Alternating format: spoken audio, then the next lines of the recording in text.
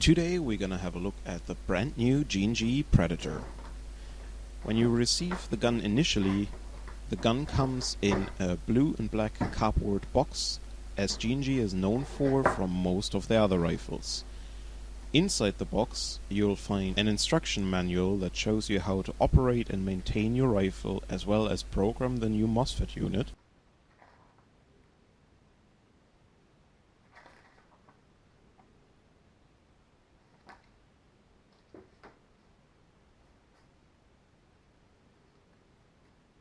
A spreadsheet with G&G's rifles currently on the market,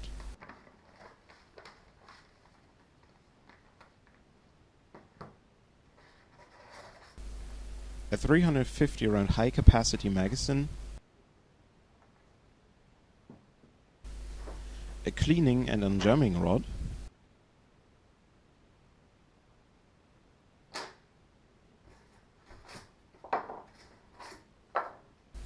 and the gun itself.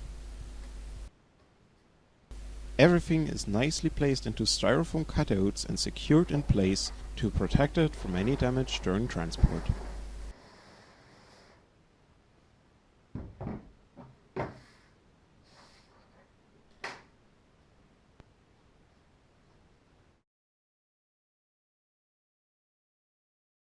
Looking at the new gun, you'll notice that it is made from mostly metal, with exception of the stock and the motor grip. The Predator comes with G&G's new redesigned MOE style stock. In the angular piece of the stock you'll find a small battery compartment to house small utilities or batteries like CR123 type batteries, or other things you might need in the field. The stock also has a large adjustment lever to easily adjust it in length, which also can be locked in position so that the stock will not move around during use in the field. The extended rubberized butt plate also is the cover for the main battery compartment of the stock. On top of the butt plate there is a small button that needs to be pressed before you can twist the plate open. Sadly, this button is designed a little bit too long to be operated with just your fingers or even with gloves, so you might need to bring a small tool to actually open the butt plate. Inside the battery compartment you'll notice that you have enough space to house your standard nunchuck type batteries, and you'll find the brand new Mosfet along with a car fuse housed in the stock tube itself. Due to those two units taking up the space in the stock tube, you will not be able to just use a stock tube type battery unless you plan on changing out the electronics inside the gun.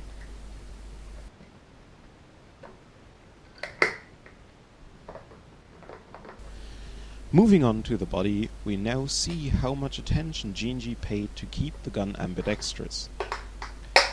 There is a sling plate which allows you to mount slings on either side of the rifle. Your charging handle can also be operated from both sides. It opens the dust cover, which allows you to adjust your hop-up unit. Please note that on this rifle the dust cover does not lock into place, so you will have to hold the charging handle back while adjusting your hop-up. The mag release can also be operated from either side of the gun. The Fire-Selector can also be found on both sides, while on the right hand side of the gun it was slightly shortened to not interfere with the fingers of a right-handed gun user. The motor grip has a very positive grip design and allows for an easy use with large gloves. The trigger guard also is extended to complement this feature. G&G provides a metal flip-up rear sight with a peephole design that allows you to adjust it for windage and elevation. The knob on the side allows for the windage adjustment, while if you turn the main body part of the flip-up sight, it is adjustable a little bit in elevation. The G&G Predator features a monolithic top rail which extends over the handguard. The rail was designed to even allow to mount optics right in the middle between the main body and the handguard. where you usually with most other handguards find a large solid piece in the rail system. The barrel on the Predator features a metal gas tube as well as a small low-profile gas block. The barrel ends inside the handguard and in the European version has no flash hider.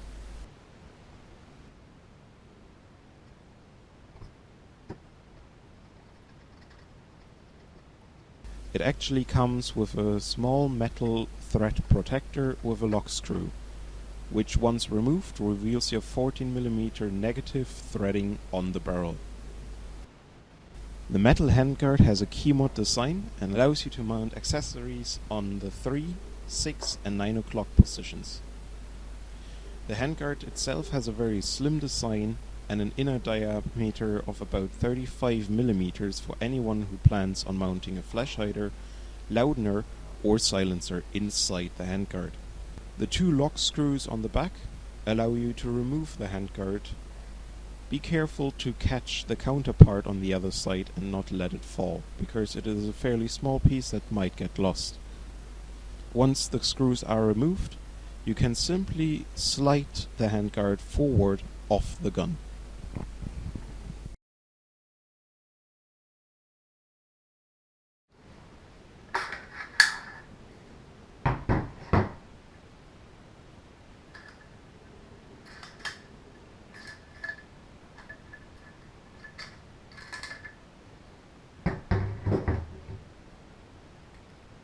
The hop-up unit comes with a C-clip-like block installed on the outside to prevent any long-term damages to the gearbox.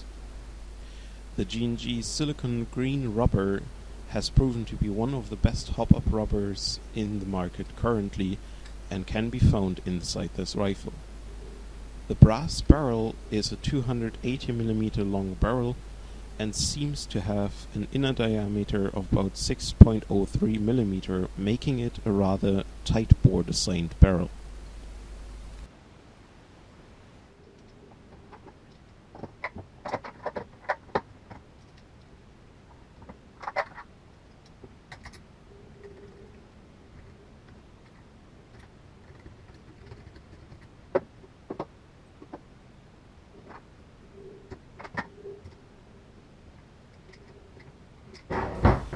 The G&G Predator also includes an IRF T25K high torque motor with very strong, most likely neodymium magnets, allowing for a high rate of fire and an excellent trigger response.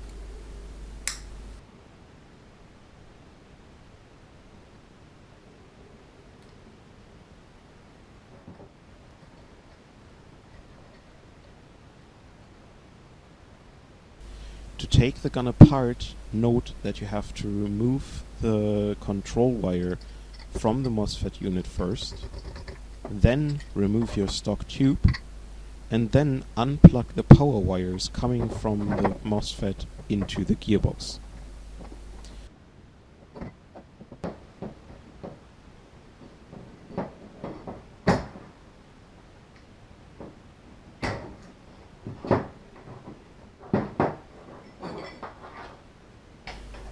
The gun breaks apart like most other M4 designed rifles on the market, but you'll have to take care that you have to remove both fire selectors before sliding out the gearbox.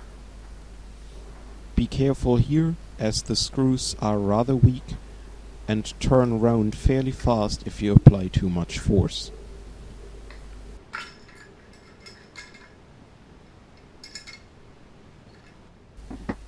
Looking at the outside of the gearbox, you'll find a gear system, which is how your Ambidextrous fire selectors work.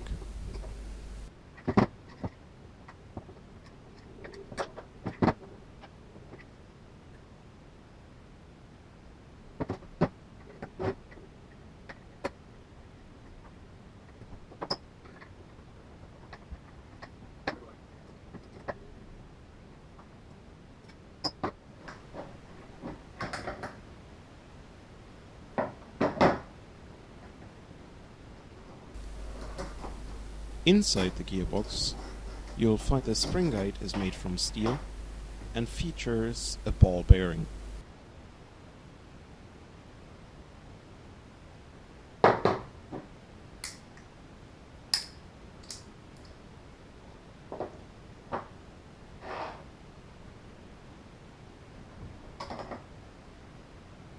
polycarbonate piston with a second blast tube removed, with a polycarb airflow piston head,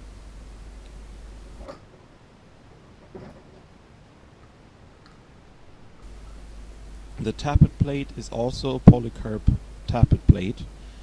It's fairly flexible, so it should last you for a good while. A ported brass cylinder, a polycarb cylinder head with a very good seal to the cylinder, as you can see here, as it's nearly impossible to take apart. The nozzle, also polycarb, sadly has no O-ring, but with respect to that, it provides a decent air seal in the system. The stainless steel gears sit in 8mm ball bearings and appear of a very good quality.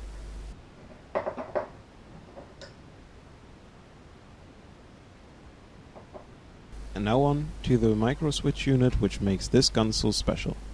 The microswitch unit replaces the traditional slider contacts. The unit actually measures how far your gears have turned and will always make them stop in the rest position, while also giving you a much better trigger response and a shorter trigger way. The unit can also be programmed between fully automatic and 3-round burst by holding the trigger down for 10 seconds in a semi-automatic mode. If the maker does not get you within the 20 seconds... I took the gun out for a test run in the Marina CQB field in Cork. The gun performed flawlessly, and the micro switch combined with the Mosfet allowed for very fast follow-up shots, so in many cases the gun was actually mistaken to be shooting fully automatic in a semi-auto field. The barrel makes the gun very precise, and the hop-up unit gives it an excellent range, which makes this gun not just perform flawlessly in a CQB area, but would also make it a great gun for an outdoor environment.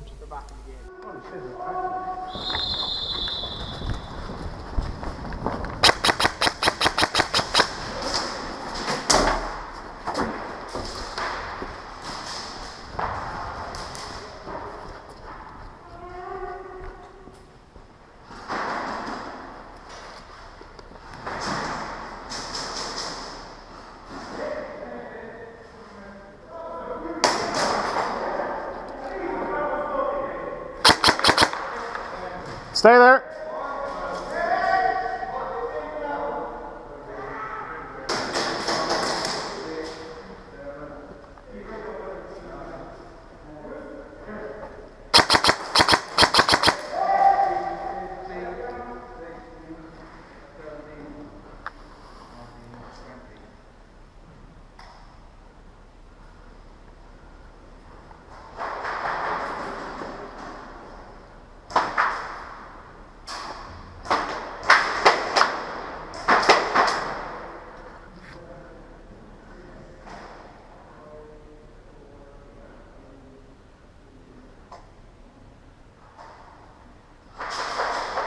Bang.